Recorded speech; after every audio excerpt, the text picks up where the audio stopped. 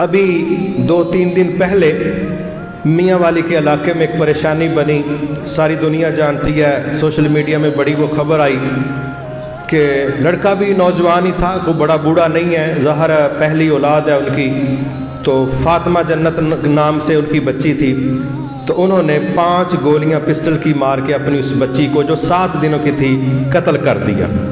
اور جو خبریں وائرل ہوئی اس میں یہ تھا کہ اس کی سوچ یہ تھی کہ میری پہلی اولاد بیٹی نہیں ہونی چاہیے تھی، بیٹا ہونا چاہیے تھی۔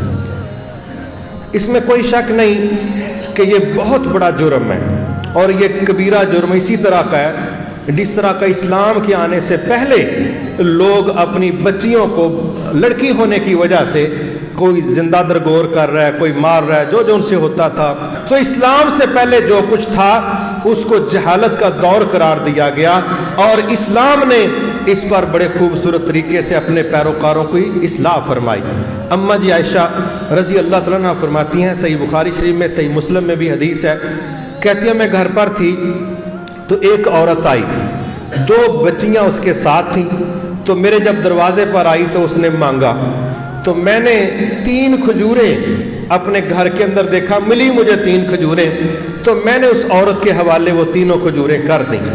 اس عورت نے ایک کھجور دونوں بیٹیوں کو دی جو ساتھ چل رہی تھی، ایک کھجور اس عورت نے اپنے منہ کی طرف بڑھائی کہ میں کھا لوں، تو بیٹیاں پتہ نہیں کب کی بھوکی تھی، ماں بھی بھوکی تھی، تو بچیوں نے تیزی سے کھجور کھا کے اپنی تو ماں کی طرف ہاتھ بڑھا دیا کہ یہ بھی ہمیں دے دو۔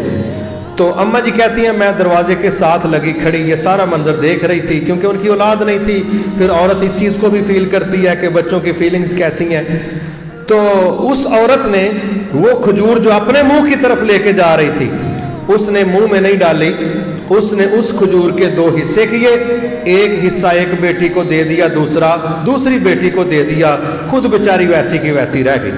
اماں جی کہتی ہیں مجھے اس منظر نے بڑی تکلیف دی، میں بڑی پریشان ہوئی کہ یہ ماں بھی عجیب رشتہ ہے کہ ضرورت اس کی بھی تھی، حالانکہ وہ بڑی تھی، لیکن اس نے یہ کیا قربانی دی۔ تو سارا دن یہ واقعہ میرے ذہن میں ایسے ہی چلتا رہا، تو جب نبی صلی اللہ علیہ وسلم تشریف لائے تو میں نے یہ سارا قصہ آپ کے سامنے رکھا، تو وہاں پر حدیث میں 2-3 طرح کی سٹیٹمنٹس ملتی ہیں۔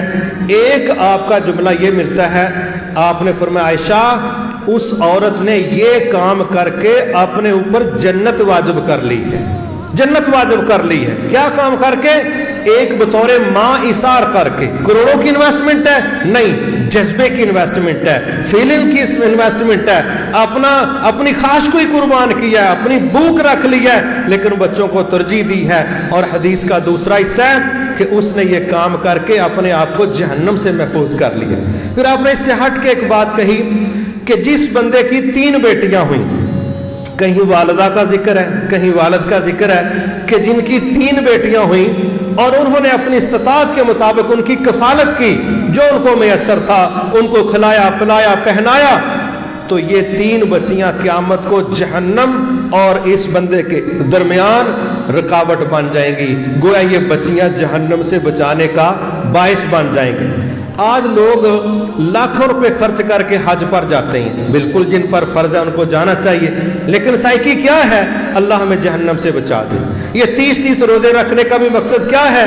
اللہ جہنم سے بچا دے۔ اور بھائی جہنم سے بچنے کے جو ذرائع ہیں ان میں سے بیٹیوں کی کفالت بھی ہے، اور یہ کس طرح کوئی انکار کرے کہ رسول اللہ صلی اللہ علیہ وسلم نے جس طرح حضرت فاطمہ رضی اللہ تعالیٰ عنہ اور اماں جی خدیجہ رضی اللہ تعالیٰ عنہ اور حضرت عائشہ رضی اللہ تعالیٰ عنہ اور اسی طرح اور کئی خواتین کا تذکرہ کر کے کہا یہ مثالی قسم کی خواتین ہیں، ان کے جنتوں کے اندر محلات ہیں، ان کو اللہ تعالیٰ نے سلام بھیجا ہے، تو یہ عام چیزیں نہیں ہیں، یہ اللہ کی طرف سے بہت اہم قسم کا طبقہ ہے۔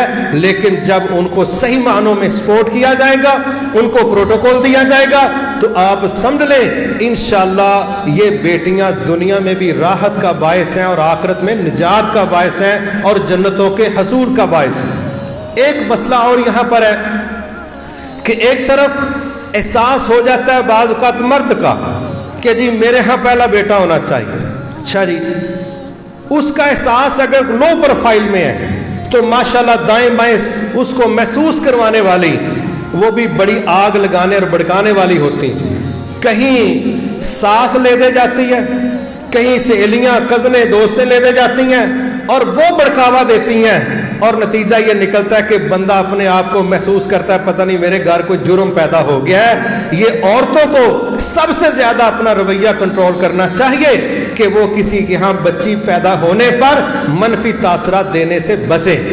मैं एक मजलिस में बैठा था तो वहाँ ख़वातीन ने बाकायदा ये बात सुनाई, मैंने डायरेक्ट ये बात सुनी। तो वो औरत कहने लगी कि इस तरह एक हमारी जानने वाली किसी घर में गई तो उसकी पहले भी बेटियां थीं, तो फिर उसकी बेटी हुई, तो बहरहाल इसको पता चला कि बच्चा हुआ उनके घर। तो वो औरत उनके घर जाके कहती है माशाल्लाह की होया, तो घर वालों ने कहा कि बेटी हुई। तो उसको पता था कि पहले भी बेटी है, तो इतनी ज्यादा समझ की मालक थी, कहने लगी अच्छा फिर मुबारक देना तो नहीं ना बनती। बंदा पूछे तेरी और किस तरह मुबारक होनी, ये साइकी ये मेंटालिटी है। कहती फिर मुबारक देना तो नहीं बनती, भी तू ले जा अपने घर मुबारक, जी तेरी मुबारक ना सारे समान के दरवाजे खुल देने, ये सोच है। और फिर ये सिर्फ मर्दों की सोच नहीं, आप देखिएगा अपने रिश्तेदारों में आपको ये चीज मिलेगी। अगर बेटी पैदा हुई है ना, जिस मां ने बेटी पैदा की है, इन्हें हुण 35 दिन अपने सिर तो कपड़ा नहीं छड़ लाना, बन के रखेगी एवं बीमारा वांगू मरीजा वांगू। एदा हुण छिला पूरे 40 दिन तो थले नहीं होना। अब इसने कुछ नहीं करना, रूह भी मरी मरी, चेहरा भी मरा मरा, लहजा भी बुझा हुआ। और जब माशाल्लाह औरत की तरफ बेटा पैदा हो जाए फिर हरन वांगू छाला मार दी फिर दी, फिर तीसरे दिन पटा पुटा खोल छड़ दी सिर तो, फिर दौड़ दौड़ के काम कर दी, फिर आप ही खिदमत कर दी। बंदा पूछे तेनू ही बीमारी पई दी है कि तेरे वाल धी होगी तो तू मर चलेंगे, बेटा हो गया तो छाला मारन देंगे। अब इस पर अगर मुआशरा रद्द अमल दे तो कौन कसूरवार है? जब माँ का दिमाग दुरुस्त नहीं है तो फिर मुआशरे को किस तरह हम रोकेंगे? मेरे मोहतरम भाइयों, खवातीन को सबसे ज्यादा अपने लबो लहजे कंट्रोल करने चाहिए कि वो इस तरह का रवैया पेश ना करें कि बेटा हो गया तो पता नहीं क्या हो गया और बेटी हो गई है तो हम मर गए हैं, रुसवा हो गए हैं। औरतों को भी इस्लाह करनी चाहिए और मर्दों को भी अपनी इस्लाह करनी चाहिए।